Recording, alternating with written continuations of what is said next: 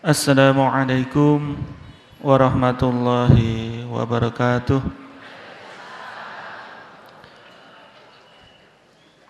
Alhamdulillah alladzi allafa baina qulubina wa asbahna bi ni'matihi ikhwana.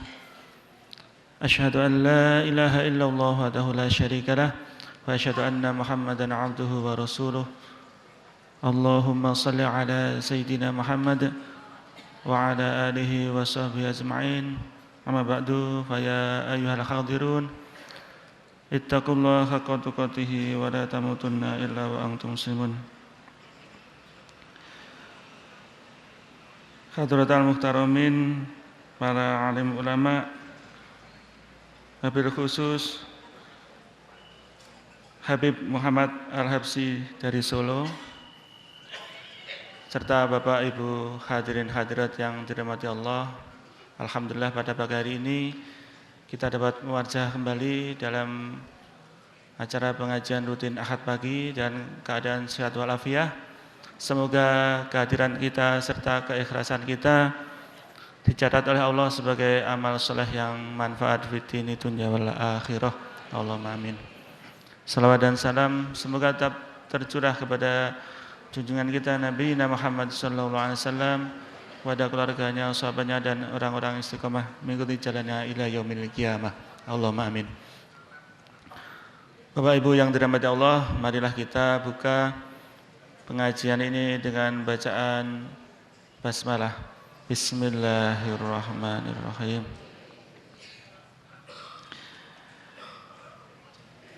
Dilanjutkan dengan pembacaan ayat-ayat suci Al-Quran yang akan disampaikan oleh Ustadz Sobaruddin Abdullah. Kepada beliau, waktu dan tempat kami persilahkan.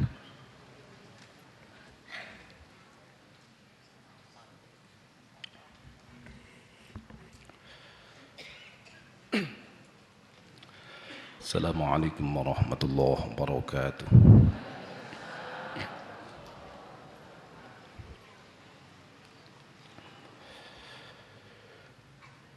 أعوذ بالله من الشيطان الرجيم.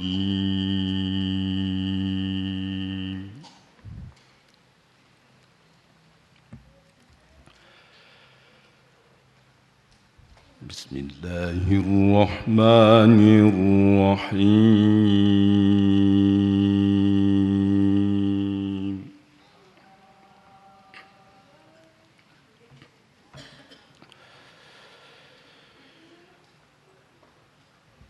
لو أنزلنا هذا القرآن على جبل لرأيته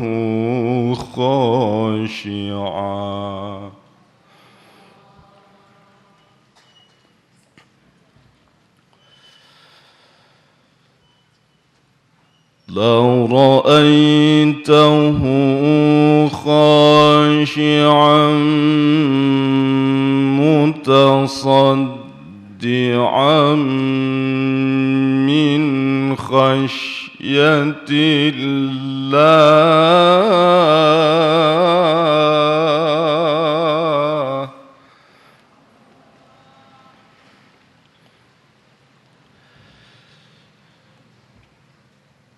وتلك الأمثال نضربها للناس لعلهم يتفكرون.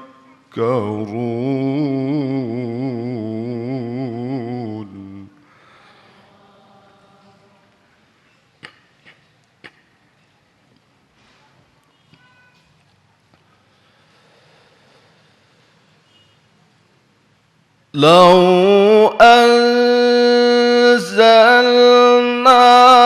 هذا القرآن على جبل لرأيته خاشعا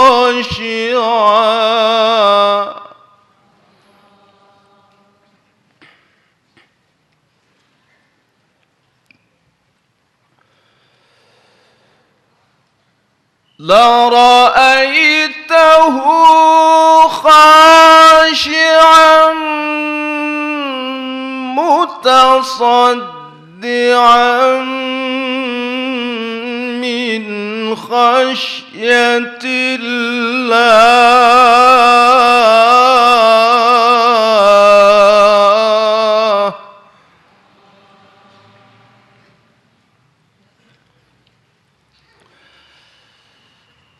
وتلك الأمثال نضربها للناس لعلهم يتفكرون.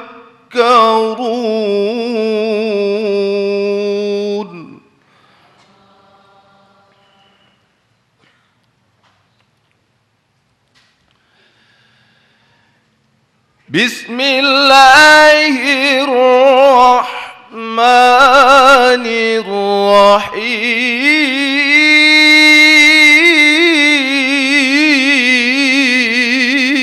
الرحيم.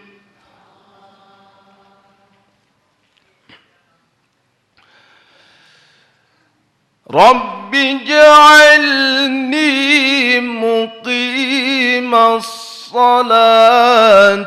ومن ذريتي.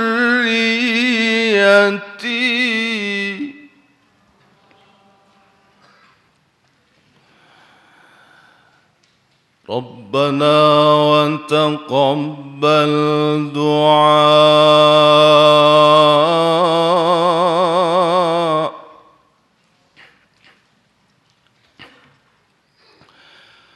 ربنا وتقبل دعاء.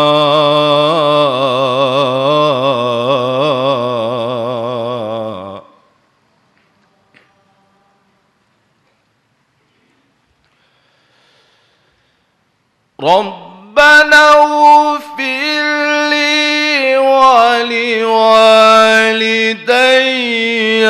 وللمؤمنين يوم يقوم الحساب.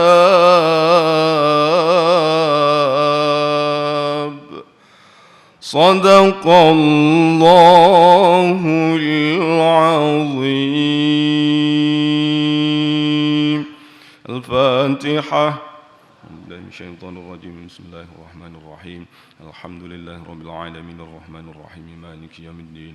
إياك نعبد وإياك نستعين اهدنا الصراط المستقيم صراط الذين أنعمت عليهم غير المغضوب عليهم ولا الضالين. والسلام عليكم ورحمة الله وبركاته.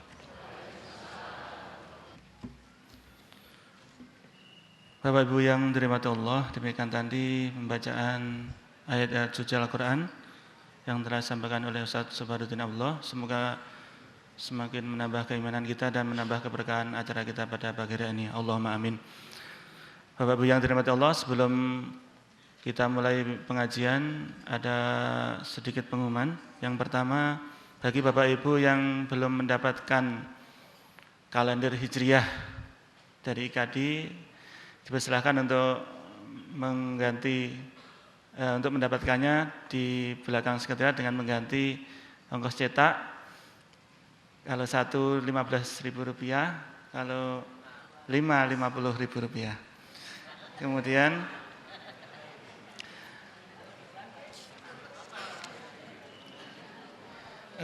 dibuka kelas baru kursus bahasa Arab pemula dengan metode praktis, dan kursus setiap Ahad jam 10 ya. Waktu kursus setiap Ahad jam 10. Nah, kemudian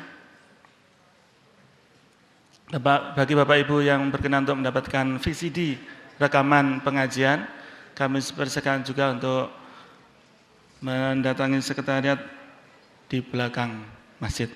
Baiklah Bapak Ibu yang dirahmati Allah, acara selanjutnya yaitu pengajian umum Ahad pagi IKAD yang akan disampaikan oleh Habib Muhammad Al-Habsyi dari Solo. Kepada Beliau waktu dan tempat kami persilahkan. Assalamualaikum warahmatullahi wabarakatuh. Bismillah, innal hamdalillah nahmaduhu wa nasta'inuhu wa nastaghfiruh wa na'udzu billahi min syururi anfusina wa min sayyiati a'malina. May yahdillah fala mudilla lah wa may yudlil fala hadiyalah. Allahumma salli wa sallim ala sayyidina Muhammadin miftahi babi rahmatillah adada ma fi ilmillah salatan wa salaman daimaini bidawami mulkillah wa ala alihi wa sahbihi amma ba'du. Yang saya hormati segenap panitia dan pengurus pengajian Ahad pagi IKADI Kediri, segenap bapak-bapak dan ibu-ibu sekalian yang dirahmati oleh Allah Subhanahu wa taala.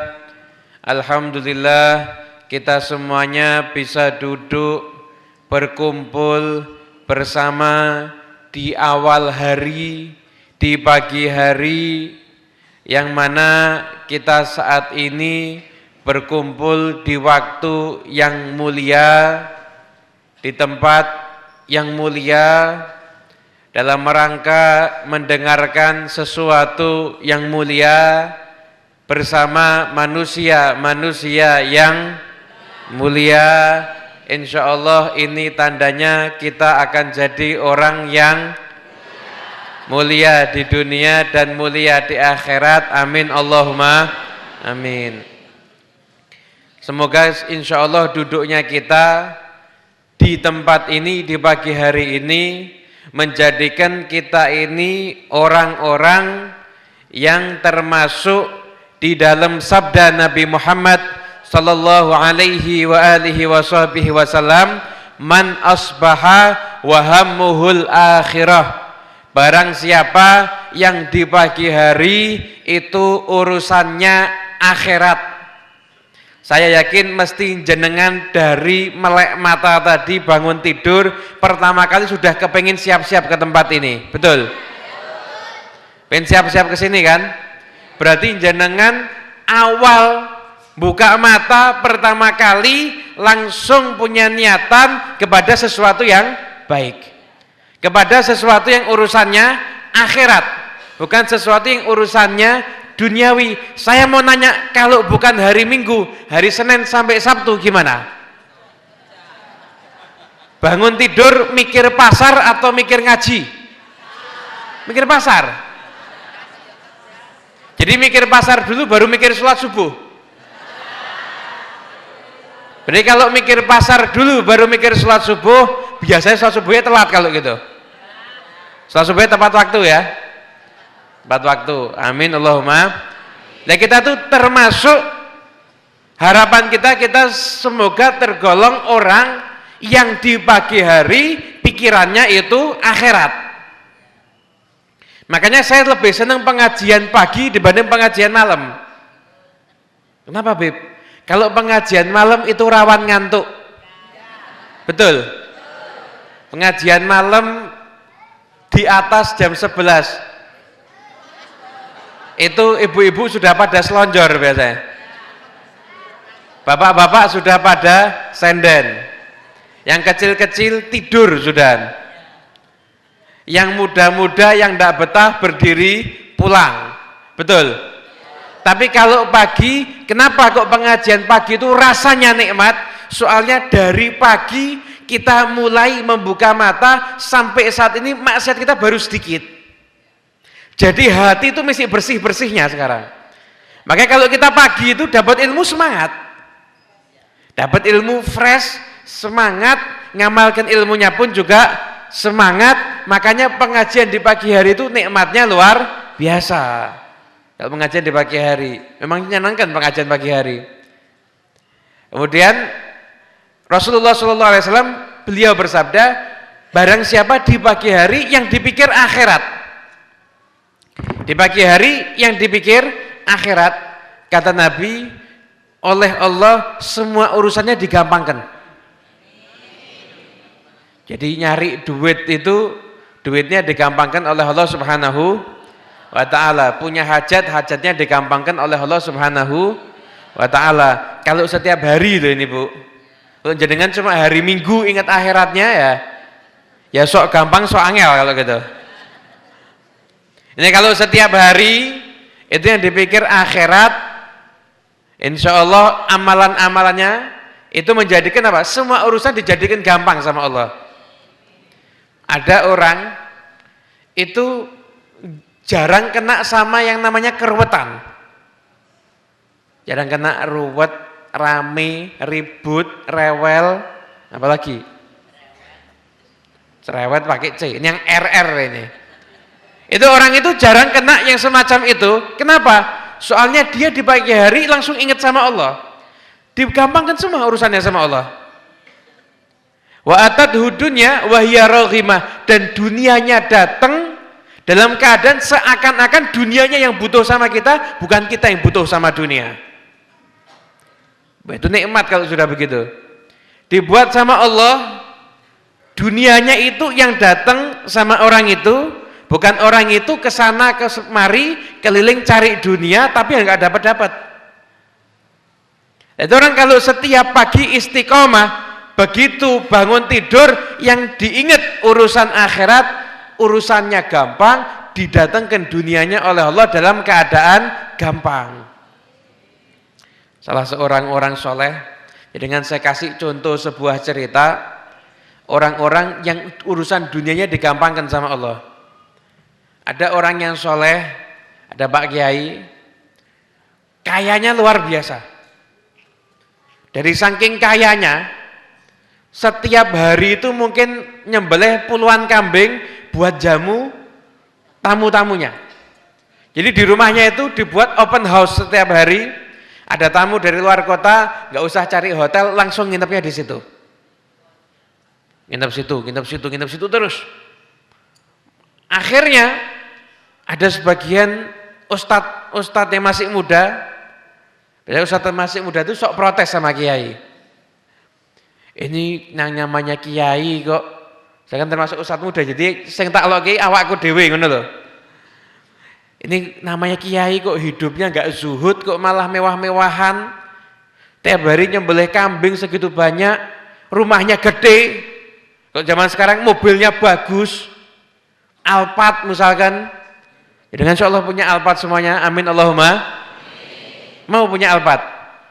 Saya sekarang juga punya Alphard TK. Itu jadi kekayaannya berlimpah luar biasa.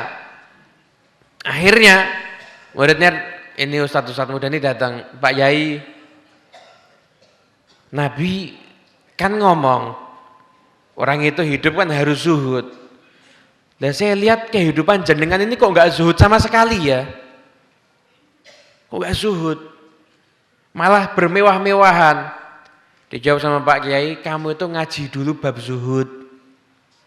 Zuhud itu bukan berarti terus pakai baju compang-camping terus zuhud, enggak.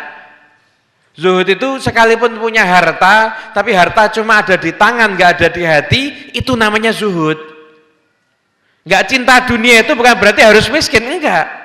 Banyak orang yang kaya tapi enggak cinta dunia. Kenapa? Sekalipun dia kaya, kekayaan cuma ada di tangan, bukan ada di hati. Banyak orang enggak kaya tapi cinta dunia. Enggak kaya, miskin, tapi dia cinta dunia. Contoh, jenengan kalau punya HP, tengah-tengah naik motor, HP-nya jatuh, hatinya ikut jatuh enggak? Motor apa? HP jatuh. Waduh, HP ku piye iki? HP-nya gimana ini? Hatinya ikut jatuh kan? Berarti dunia ada di dalam hati.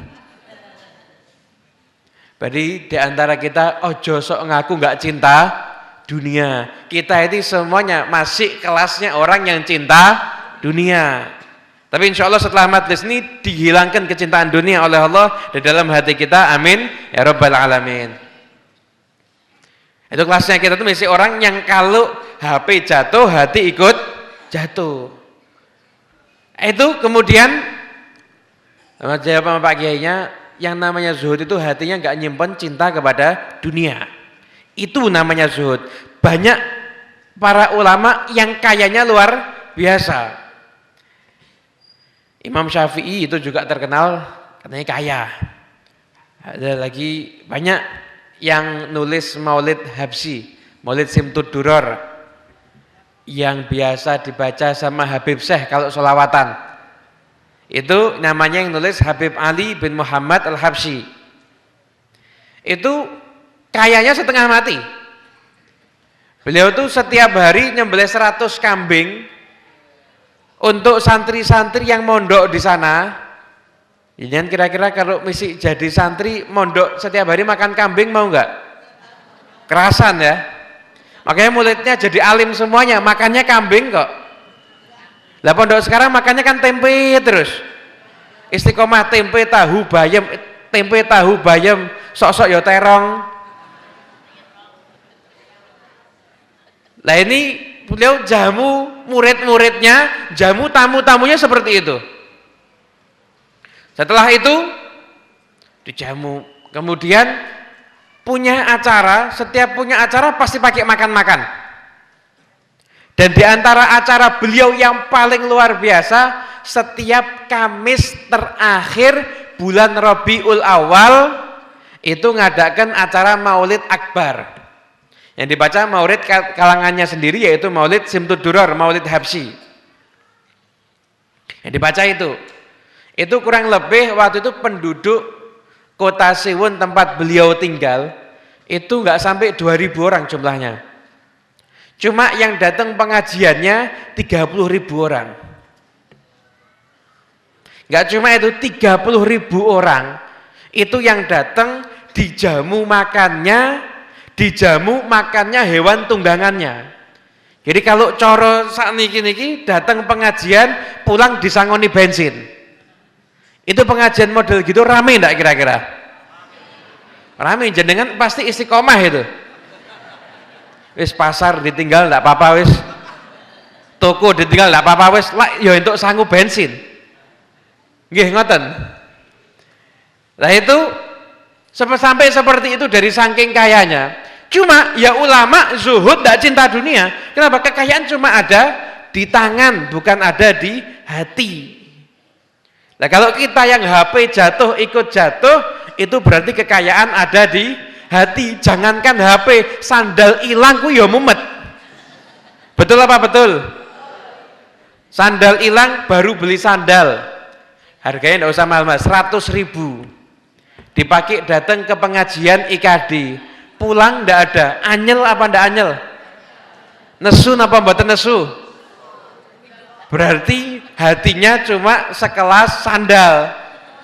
Lah mosok cuma gara-gara sandal 100.000 mau dibuat sumpek. Kadang-kadang sandal 20.000 hilang ya anyel.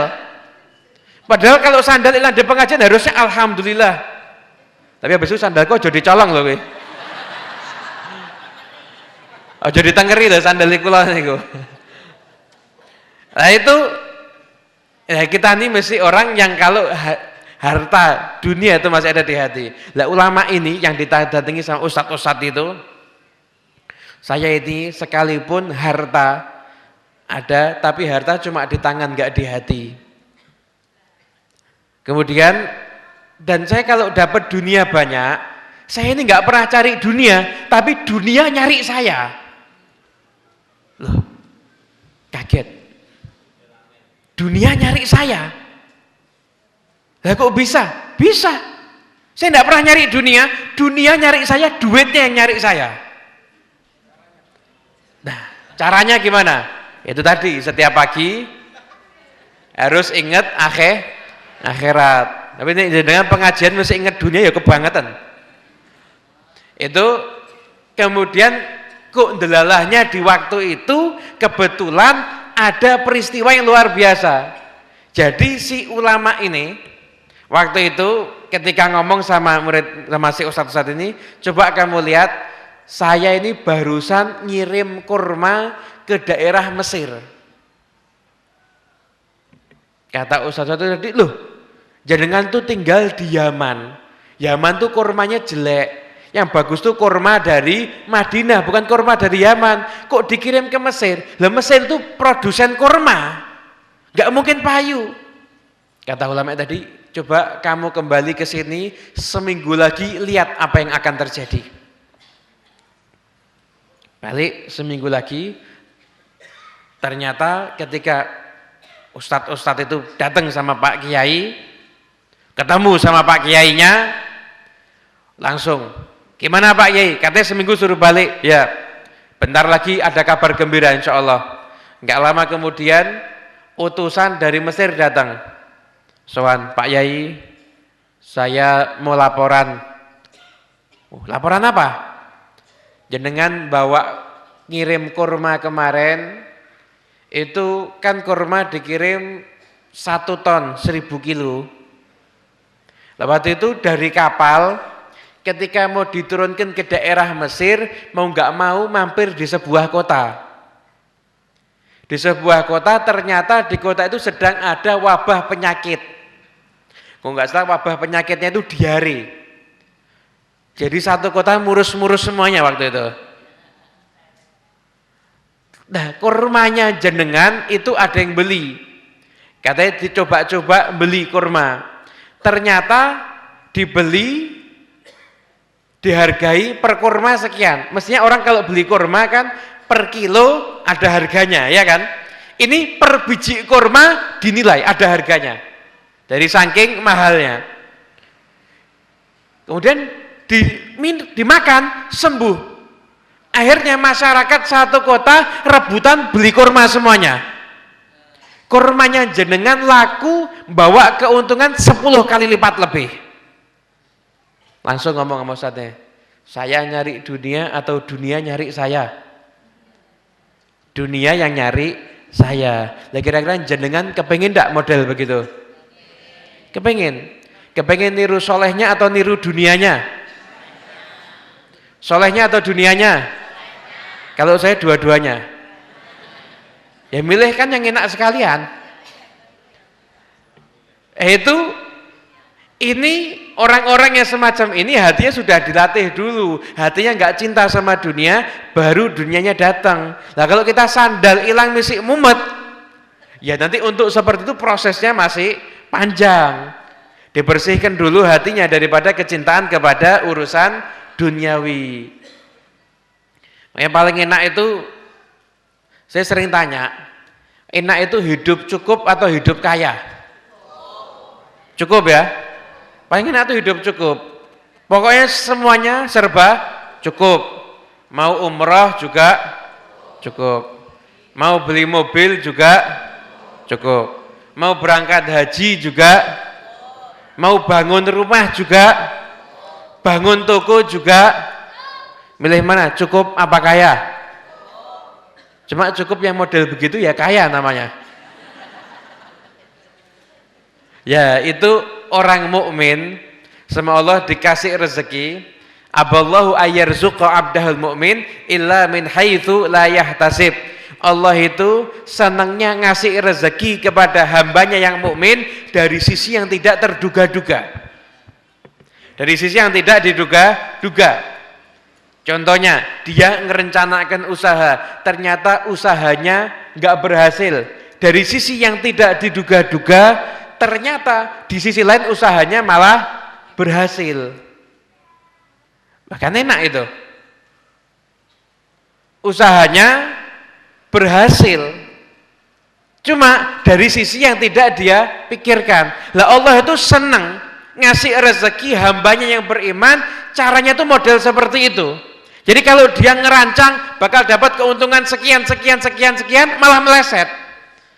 Cuma kalau diperkirakan keuntungannya kecil, malah gede. Kenapa? Supaya seseorang itu selalu yakin yang ngasih rezeki itu bukan kerjanya, akan tetapi yang ngasih rezeki, yang ngasih anugerah itu semuanya Allah Subhanahu wa ta'ala. Semua yang ngasih rezeki itu Allah Subhanahu wa Ta'ala. Ya, sama Allah itu didesain, dibuat hatinya orang-orang mukmin itu seperti itu. Jadi nggak pernah ngandalkan kerjaan sama sekali. Nggak pernah ngandalkan kerjaan. Tapi yang diandalkan selalu Allah Subhanahu wa Ta'ala. Saya mau nanya, jenengan pasti punya tabungan ya? Kenapa kok harus punya tabungan? Alasannya jaga-jaga ya. Kalau sakit gimana Beb?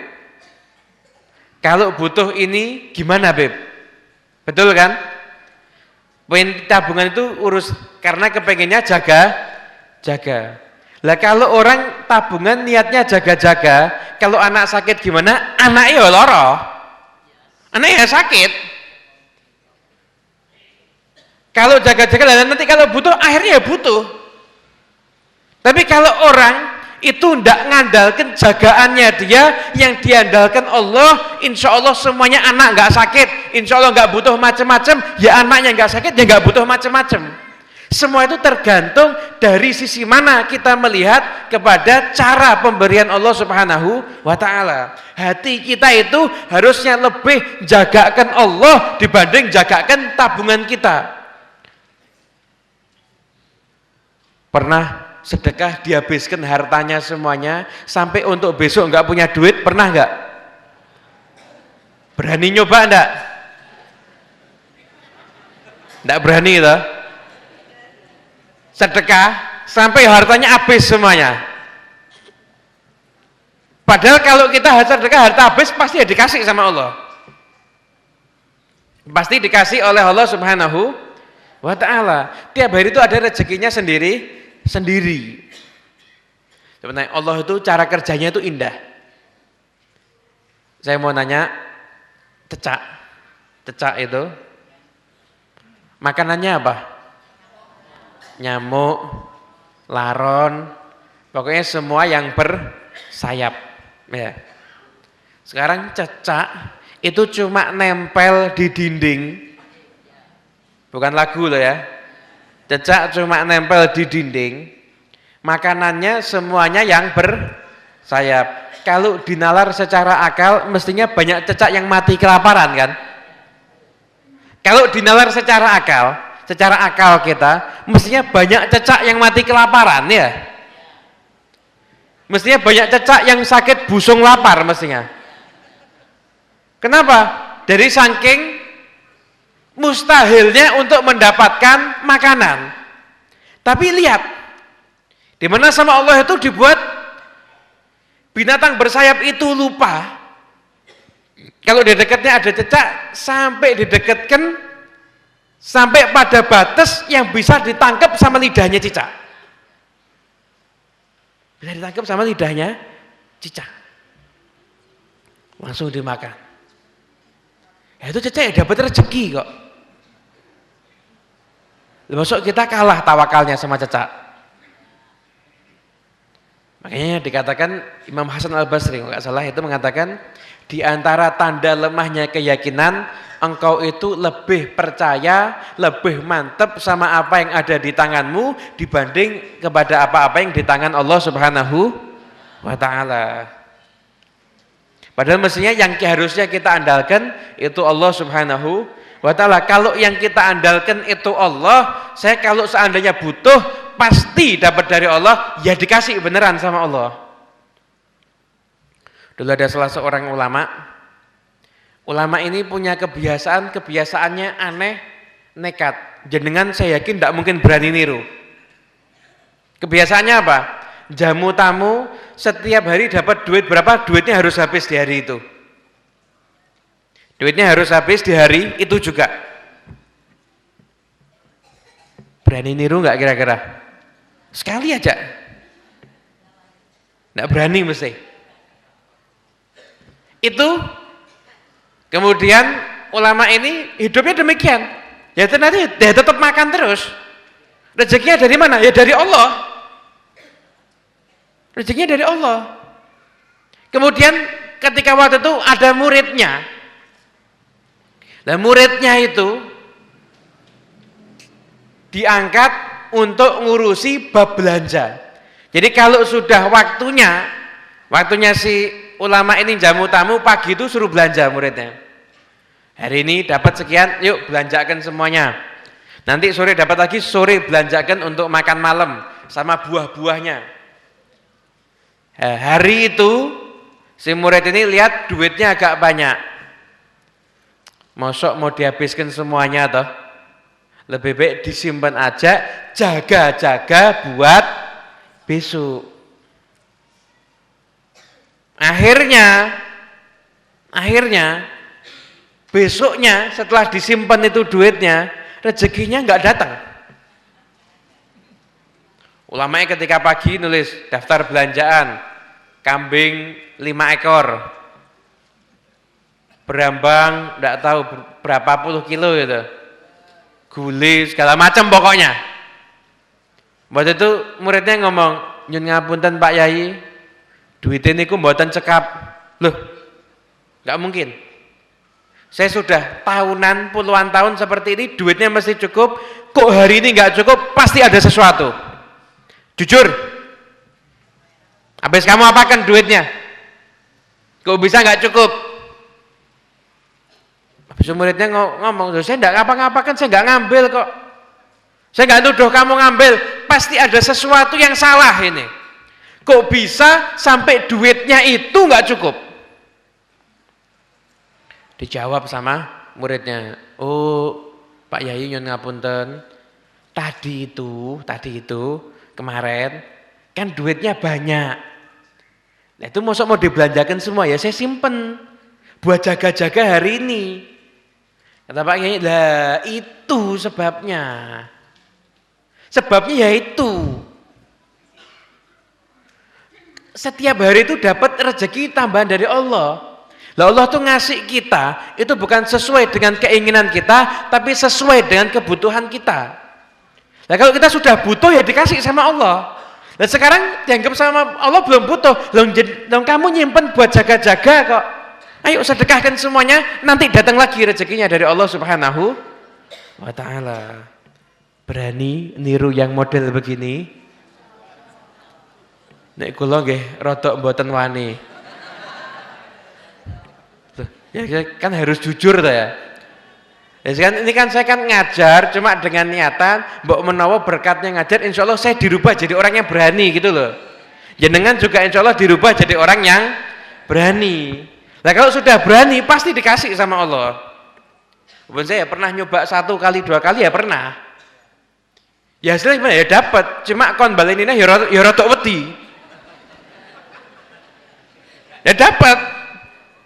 Jadi waktu itu ada tamu, saya punyanya duit cuma ada sekian. Wis belikan semuanya buat tamu. Besok mau makan apa ya enggak tahu. Yang jelas di rumah mesti punya simpanan air putih.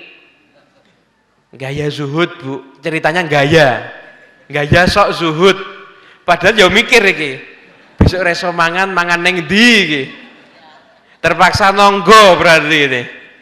Main ke rumah tonggo waktu makan siang kalau gitu. Ternyata besok ya dapat rezeki dari Allah.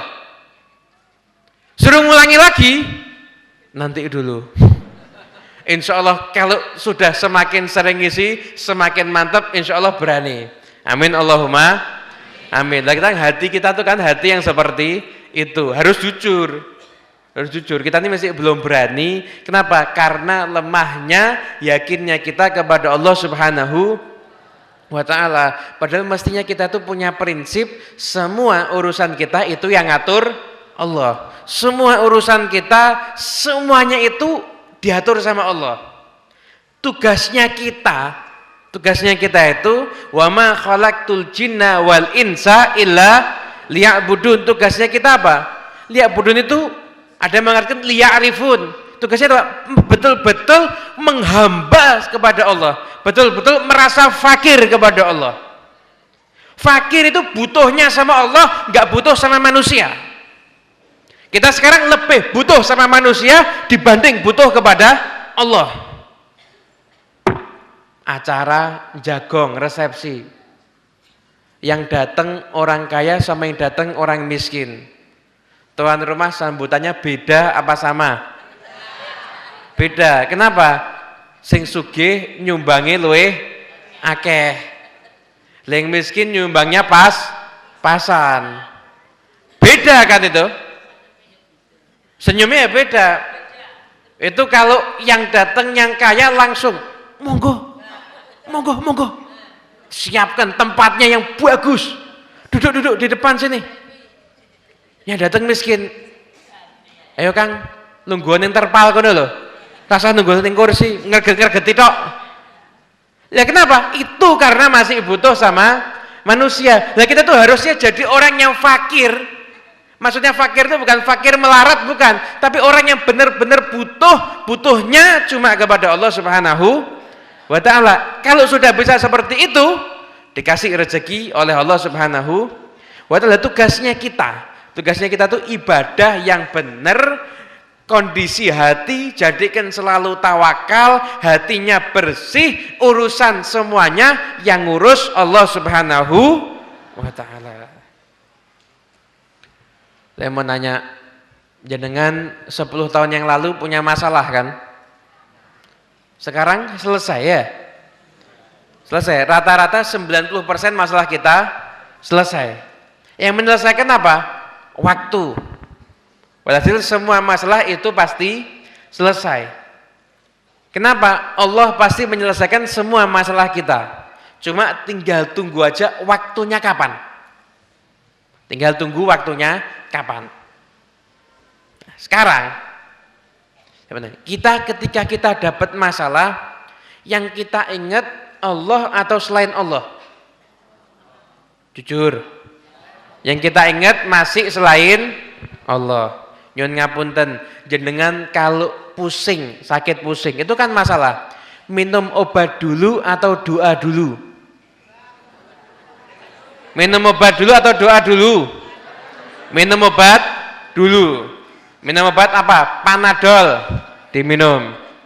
Panadol 3 hari nggak sembuh, ganti obat yang lainnya.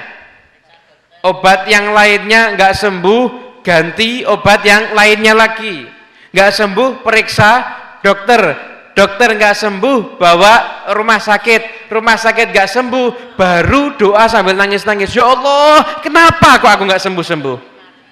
Doanya sama Allah terakhir apa pertama? Terakhir. Lah harusnya pertama atau terakhir doa itu? Pertama. Kena masalah doa dulu, baru usaha untuk menyelesaikan masalah. Jadi kita kan enggak, usaha dulu, usaha enggak berhasil, baru setelah itu doa. Lah dari kemarin kemana? Kok enggak doa, kok enggak berserah diri kepada Allah dari pertama kali kita kena masalah? Ini hal baru yang baru kita sadari sekarang ya. Jadi baru mikir kan, ternyata kita itu masih sering melupakan Allah Subhanahu wa ta'ala. Kita tuh masih sering fokusnya sama urusan-urusan di luar Allah. Kita tuh masih sering lupa kepada Allah Subhanahu wa ta'ala. Lah ini penyakit di dalam hati. Mestinya semuanya itu pasrahkan kepada Allah. Saya mau nanya, yang ngasih kita hidup siapa? Allah. Kita hidup ini pernah kita doa minta dihidupkan sama Allah, atau tiba-tiba dikasih hidup sama Allah? Dikasih hidup oleh Allah Subhanahu wa ta'ala. Kira-kira kalau Allah sudah ngasih kita hidup, bakal ngurus hidup kita enggak? Ngurus hidup kita pasti diurus oleh Allah Subhanahu wa ta'ala. Anak kecil ketika dia masih belum bisa mikir, diurus sama Allah. Cara ngurusnya Allah gimana? Allah meletakkan di hati orang tua kecintaan sama anak tersebut, sampai orang tua mau ngerawat anak itu. Sampai orang tuanya mau ngerawat anak itu. Kemudian setelah itu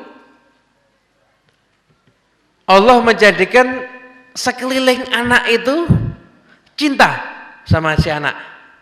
Akhirnya tumbuh dewasa. Yang ngurus Allah Subhanahu wa ta'ala.